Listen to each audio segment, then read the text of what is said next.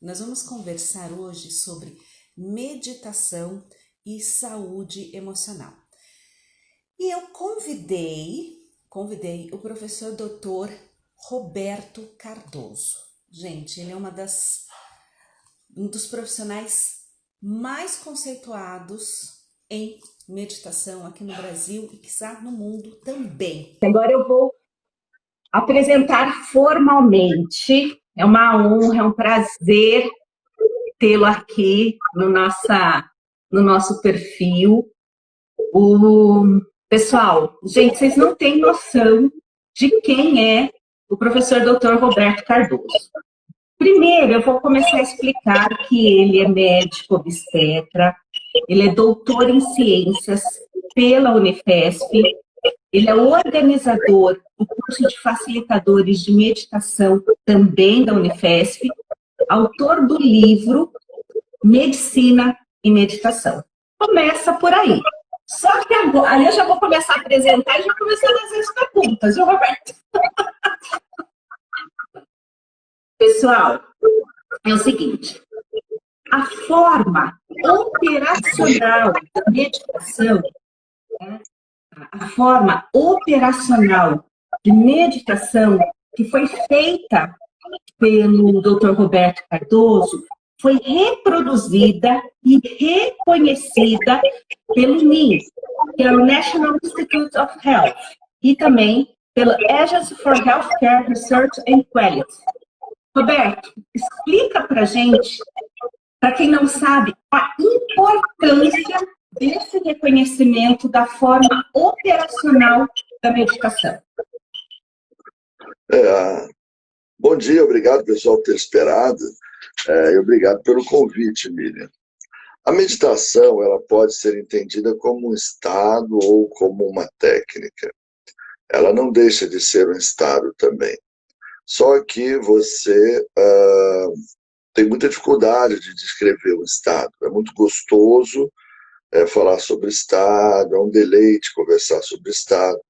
Mas a questão é que para que as pessoas conheçam esse estado, você precisa aplicar uma técnica. E para que se aplique uma técnica, você precisa falar como se faz. Então, uma definição operacional é como se faz. E essa definição operacional hoje é usada em 16 países, em muitos centros de pesquisa, porque ela trouxe uma forma de explicar como se faz. Quando você explica como se faz, você resolve o grande calcanhar de Aquiles da meditação, um dos grandes, né? Um dos dois grandes calcanhares de Aquiles, que é a falta de definição operacional, seja no seu uso corporativo, monástico, seu uso acadêmico, você não define, você não explica.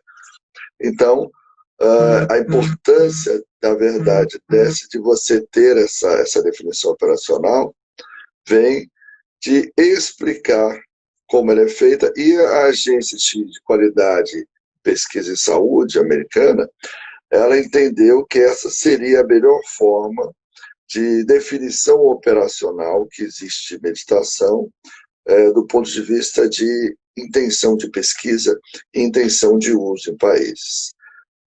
Então essa é, na verdade, a importância dessa nossa definição operacional. Que bacana. E pensando já na definição operacional, explica para gente o que é meditação? Não pensar em nada? A meditação ela tem, eu acho que uns 7 ou 8 grandes erros didáticos. São históricos, erros históricos na didática da meditação. Eu tenho até, se você for no Google, escrever Roberto Cardoso, erros didáticos clássicos no ensino da meditação, você vai encontrar um artigo meu sobre isso. E a gente computa entre esses grandes erros didáticos esse conceito que é não pensar em nada. Só falar não pensar em nada, a pessoa já fica quase louca, tentando imaginar o que é não pensar em nada. E já começa a pensar um monte de coisas e se culpando porque não pode pensar nada. Você produz muito mais pensamentos tentando não pensar em nada. Então, você não tem como não pensar em nada. Agora, é possível você desenvolver praticar uma técnica que desenvolva em você um estado onde você, aos poucos, se desidentifica das correntes excessivas de pensamento. Nós pensamos demais, Miriam. Pensamos 80% das coisas que nós pensamos são inúteis, são negativas ou ambas.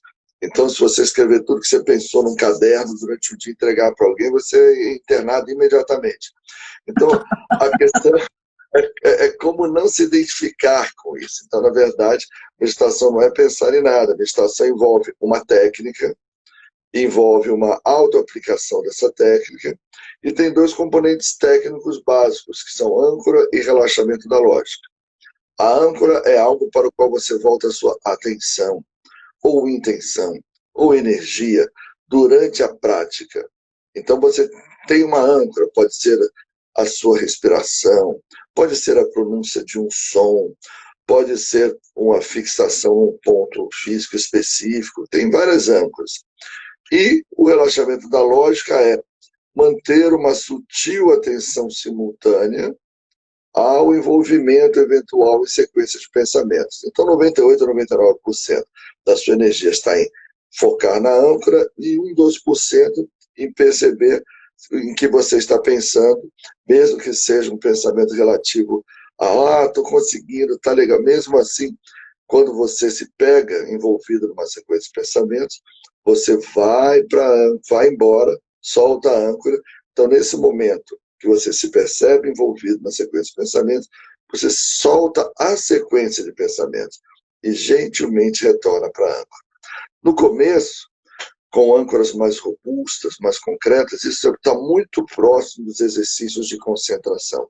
Mas uma vez que você aprende a operacionar esse loop, âncora, relaxa a lógica, perde o relaxamento da lógica, volta para a âncora, você vai usando âncoras mais sutis e você vai conhecendo estados cada vez mais sutis de meditação.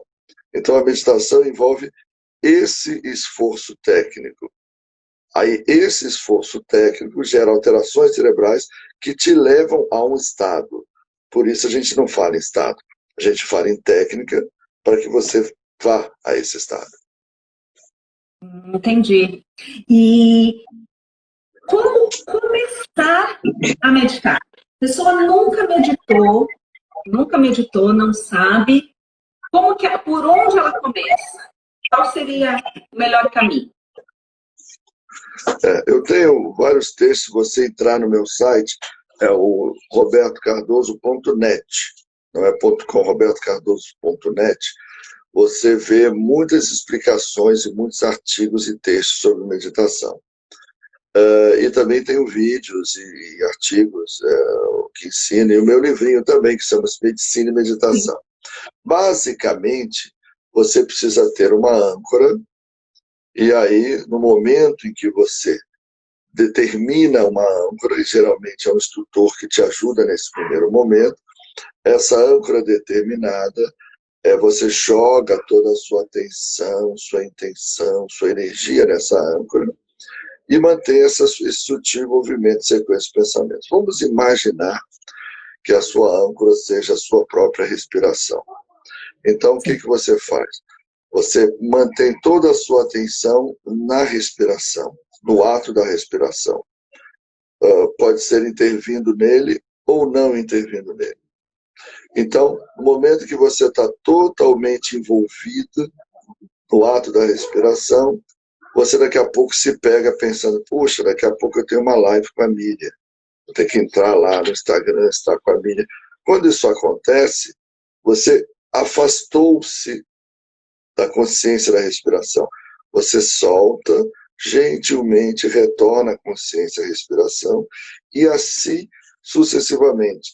Aí daqui a pouco você fala, puxa vida, eu não tomei aquele chá ou aquele cafezinho que eu gosto de tomar de manhã. O que aconteceu?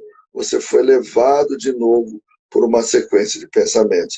Então o que você vai fazer? Vai soltar e voltar novamente para a âncora.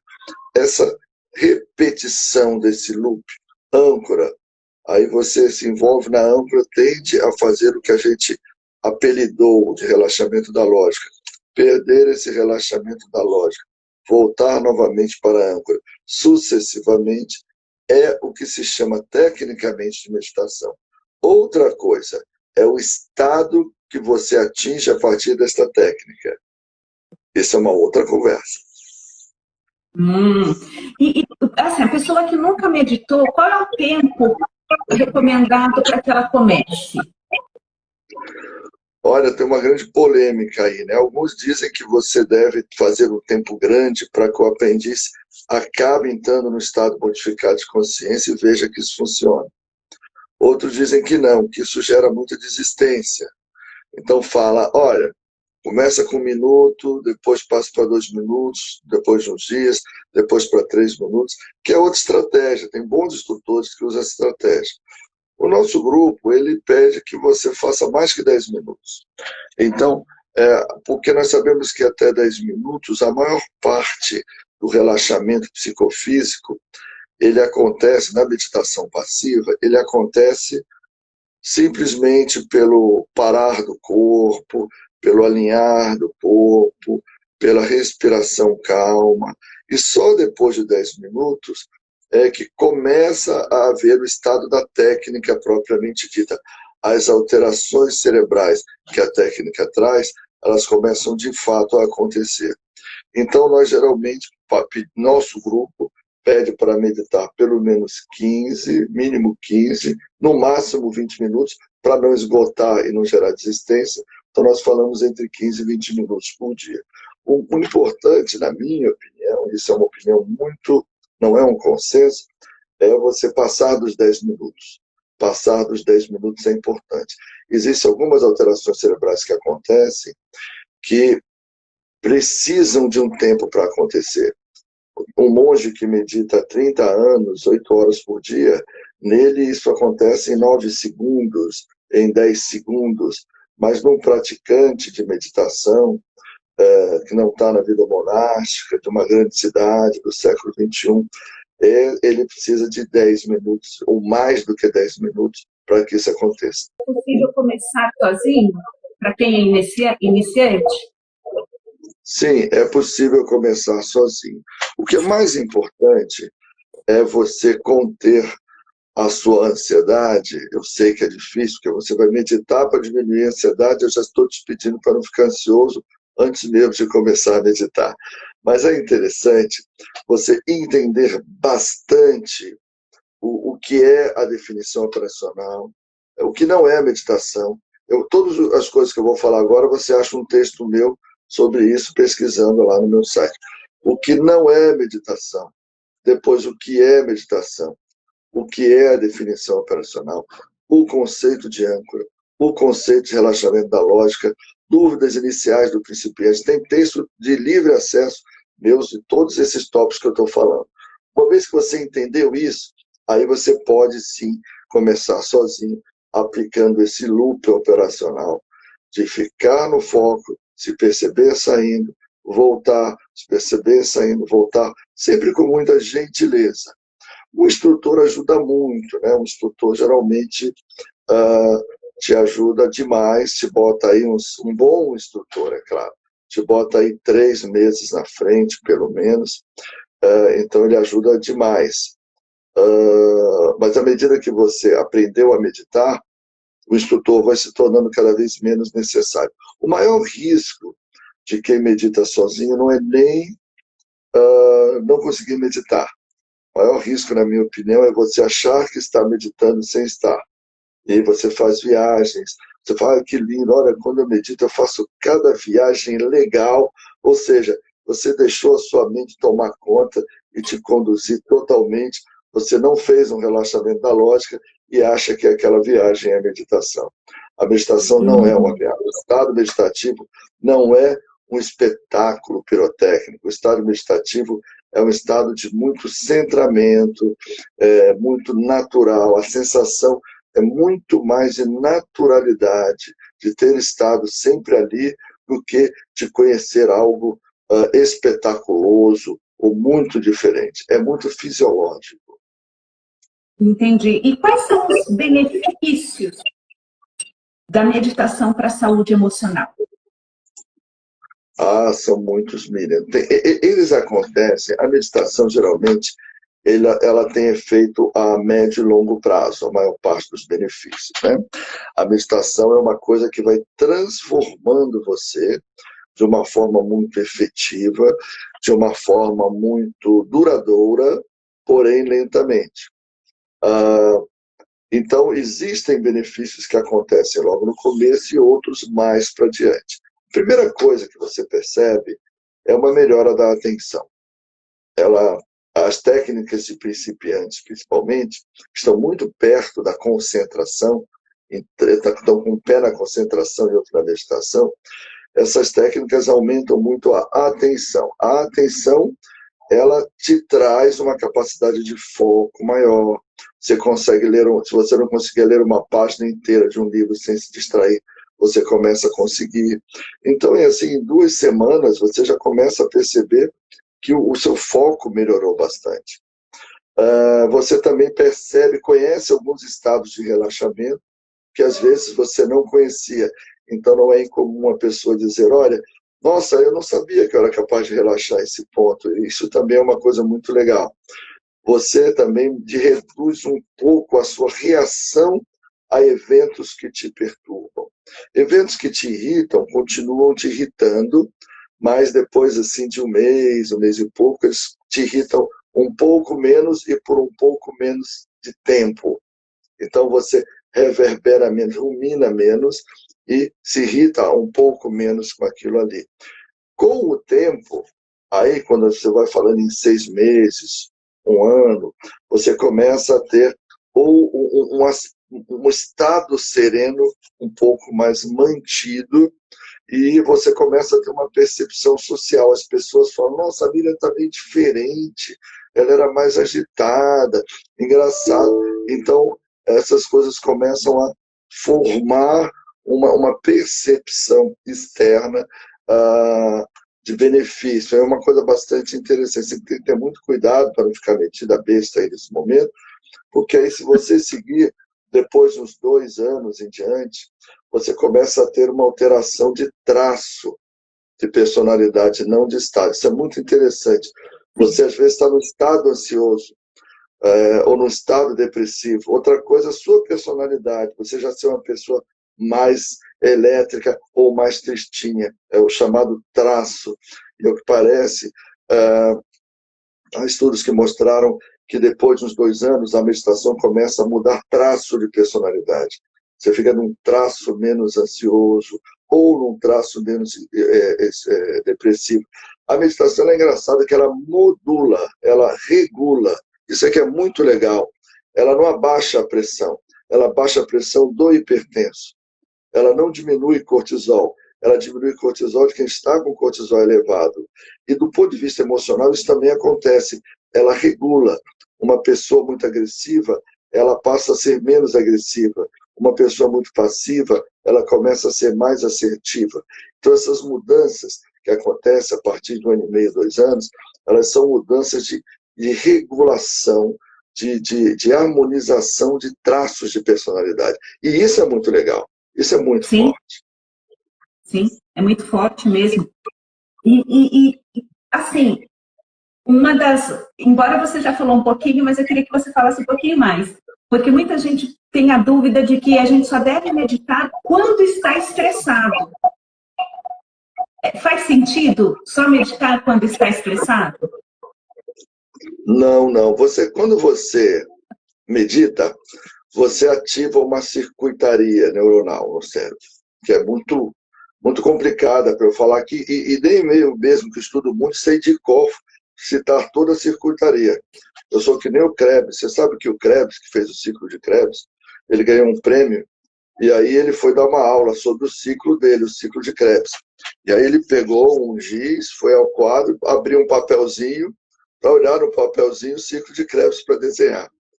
Então você vê que se o Krebs não conhecia o ciclo de Krebs, a gente é obrigado a conhecer o ciclo de Krebs na escola. Então, é uma circuitaria muito extensa, mas a circuitaria, ela é uma circuitaria que ela é exercitada. E quando você exercita algumas vias neuronais, você faz uma coisa chamada de facilitação sináptica ou facilitação neuronal. Você tem uma plasticidade que faz com que você ative aquelas vias cada vez melhores. E a meditação, ela ocupa vias de estresse, ela não apaga a amígdala, a atividade da amígdala, por exemplo, ela ocupa a amígdala, que fica levemente ativada. Amígdalas cerebrais, tem nada a ver com a amígdala da garganta, né? Essas amígdalas cerebrais, elas disparam reação de alarme em você nas situações em que é necessário. Mas elas fazem isso quando não é necessário. Então, ela ocupa hipocampo, ocupa a amígdala, e quando isso acontece, essas próprias áreas de alarme mandam sinal de volta para o córtex, principalmente para o córtex pré-frontal, que é uma área muito executiva do nosso cérebro, e o córtex pré-frontal não entende, que você está no exercício de relaxamento e ele está recebendo sinais de regiões de alarme. Isso, eu estou sendo muito simplista, tá? Isso dá um tilt, como se diz antigamente, dá um barato. Tilt é uma expressão muito antiga, dá um desbalanço, uma disfunção pré-frontal que gera o estado modificado de consciência. Ou seja, existe nisto uma malhação neuronal. E essa malhação neuronal ela precisa ser regular, diária, como tomar um banho, escovar o dente, tomar o seu café da manhã, porque aí sim você exercita essas vias neuronais e aí você vai conseguindo efeitos somatórios da meditação, eles vão se somando, eles vão aumentando. Então é preciso meditar todo dia. Tem dois grupos de pessoas, Miriam. Tem um grupo de pessoas que acham que só devem meditar quando estão estressados. Agora tem um outro grupo que acha que só deve meditar quando está tranquilo. E, na verdade, são dois grandes enganos. São dois vieses aí, né? Dois desvios. Meditar quando está estressado é muito bom, mas se você não tiver a prática do dia a dia, você vai ter mais dificuldade.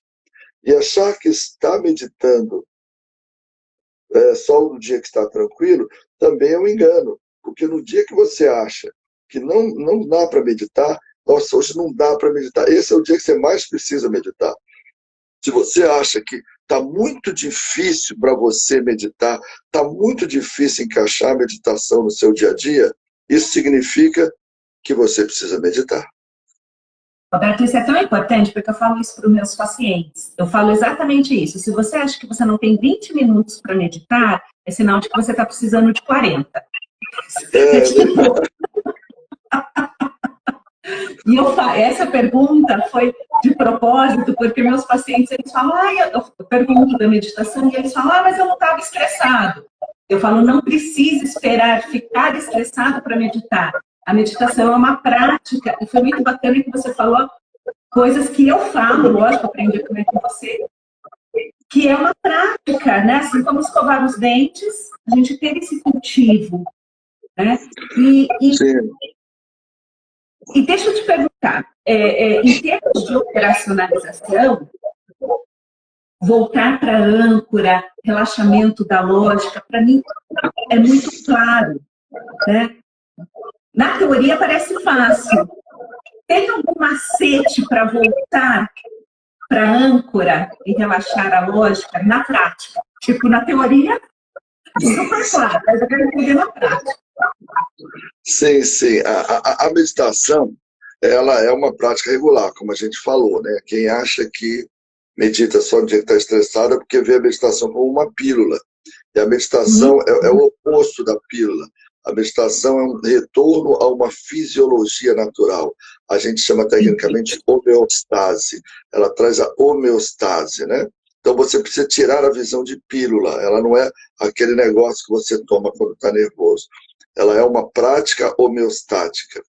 E agora, quando você voa, você está lá meditando, daqui a pouco você está, meu Deus, o que será que eu vou almoçar hoje, hein? Será que eu vou almoçar uma coisa legal? Bom, você viajou, né? Então você tem que ter uma postura para retornar à âncora. O primeiro truque é você fazer isso gentilmente. A meditação é uma mistura de severidade com gentileza. É preciso a severidade para praticar regularmente e para aplicar a técnica adequadamente.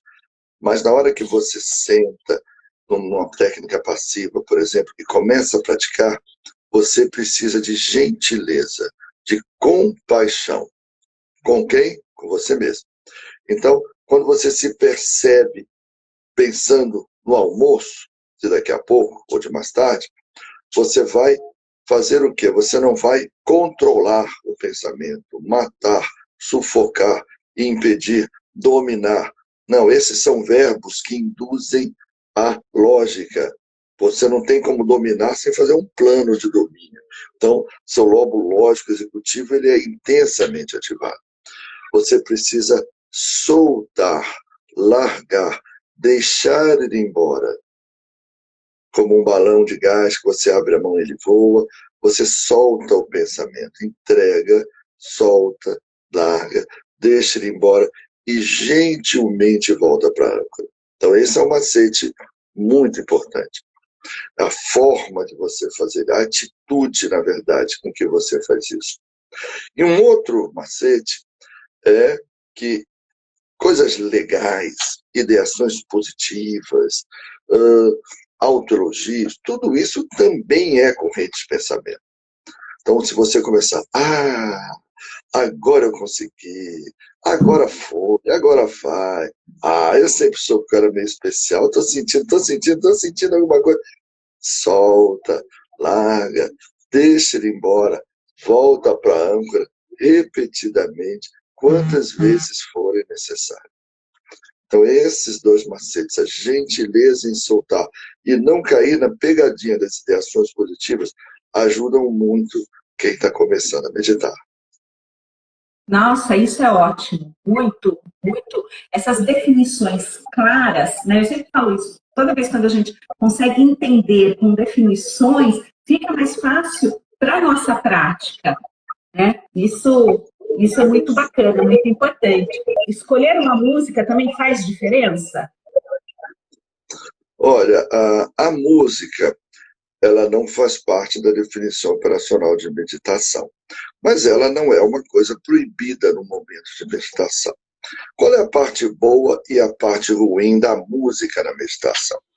A parte boa é que se você mora, por exemplo, num lugar onde passam ônibus e tem um barulho terrível, entre o barulho dos ônibus e uma música, é melhor o barulho da música.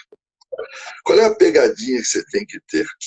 Você evitar ficar olhando a música, ficar atento à música. Ao invés de estar acompanhar a música, né? Curtindo, você está, olha, vem aquela parte que eu gosto, ai, que delícia, aquela parte gostosa que eu acho melhor.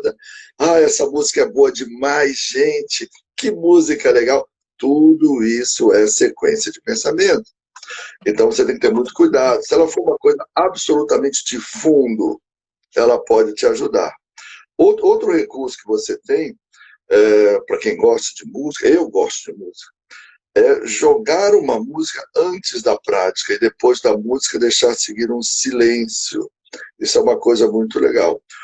E também tem aí uns aplicativos que botam sons da natureza, como se você estivesse no meio de uma floresta, né, no meio de um campo, e tem pássaros, tem som de riacho, e isso às vezes te dá um maior estado de relaxamento. Mas mesmo nessa situação, você tem que evitar de ficar ouvindo sons. Ai, que passarinho, que canto lindo, meu Deus, fiquei até emocionado. Não, isso é sequência de pensamento. Com esses cuidados, é possível usar a música, mas é preciso estar atento para que a música seja algo que te ajude e não que te atrapalhe.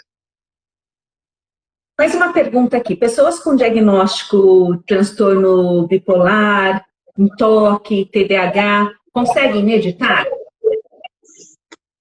Sim, vamos separar, tá? Transtorno bipolar.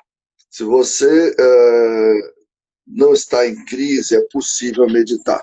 Se você está em fase maníaca, você tem muita dificuldade de meditar, né? Não chama mais fase maníaca, né, Miriam? Mudou o nome, né? Mas Ah, Monique é um mudou, nome mas muito... tá difícil trocar o...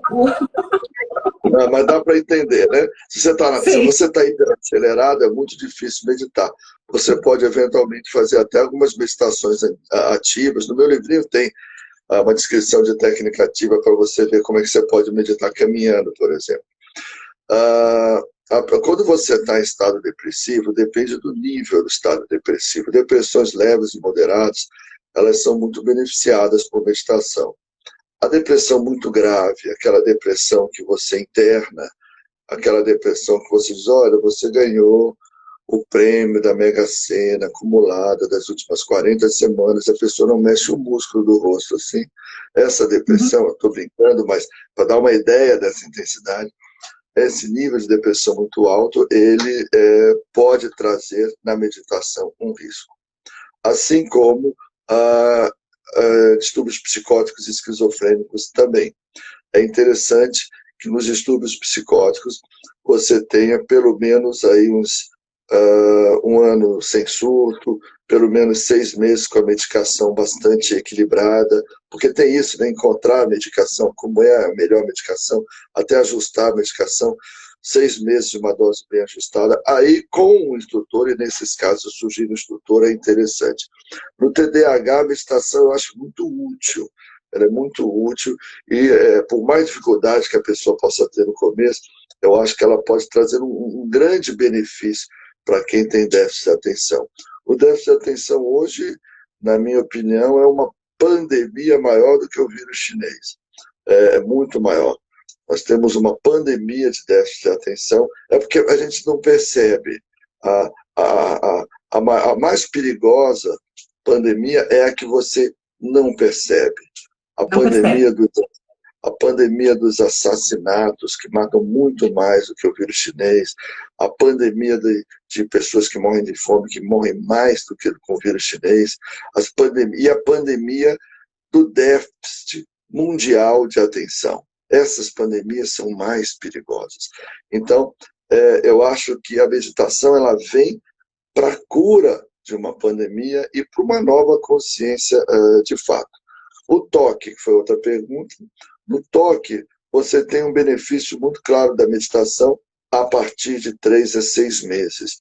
No começo, você não vê grande benefício. E nas primeiras 2 semanas, o toque pode ser piorado com a meditação. A via tálamo-estriatal, que é uma via muito ativada na meditação, ela também é ativada no toque. Então, às vezes, a pessoa que limpava muito a casa começa a meditar e não tem tempo mais para meditar, porque ao invés de limpar a casa 8 vezes por dia, ela quer limpar 16 vezes. Então, às vezes, no toque, você começa, como o professor Zé Roberto Leite me ensinou na Unifesp, com a terapia cognitivo-comportamental, às vezes com medicação e meditação. Depois de uns 6 meses, começa a conversar, 6, 9 meses, sobre a retirada da medicação, porque aí a meditação já tem os seus efeitos plenamente instalados. O ideal é que com um ano e pouco, você esteja sem medicação. Você completou a terapia cognitivo-comportamental, libertou-se da medicação e segue com a meditação e sem o toque. E aí parece ser a abordagem melhor. Toque e fobias.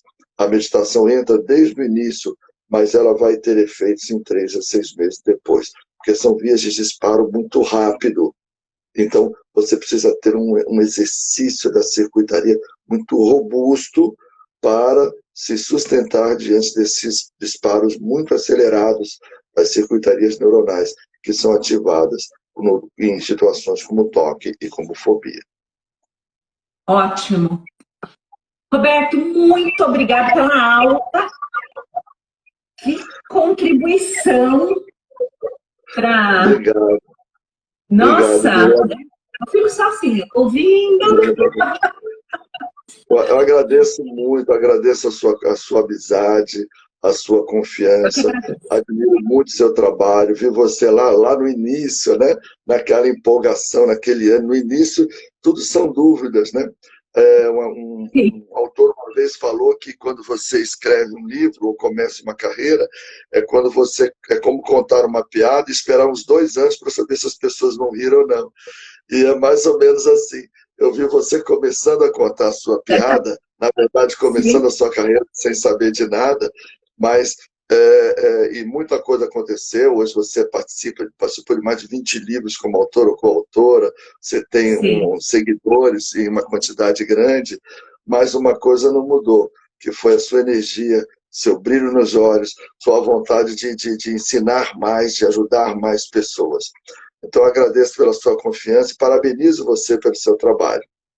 Ai, obrigada. Gente, vocês não sabem, mas o Roberto ele foi meu professor em 2007, lá na Unifesp. Então, quando ele fala do começo, tem alguns aninhos aí mesmo, na medicina comportamental. Muito obrigada mesmo pela aula maravilhosa, Roberto. Pessoal, visitem o site dele, robertocardoso.net, tá? Vamos ler, porque a gente precisa entender a meditação para fazer corretamente. E isso que ele falou é muito importante, não é pílulas, é um hábito todos os dias, que a gente vai se aprimorando para poder, aquele ditado, quem planta tâmaras não come tâmaras, né? Então, tipo, que vai demorar um pouquinho, mas os retornos são super sólidos. Então, vale a pena a gente cultivar a prática da meditação. Roberto, muito obrigado mais uma vez.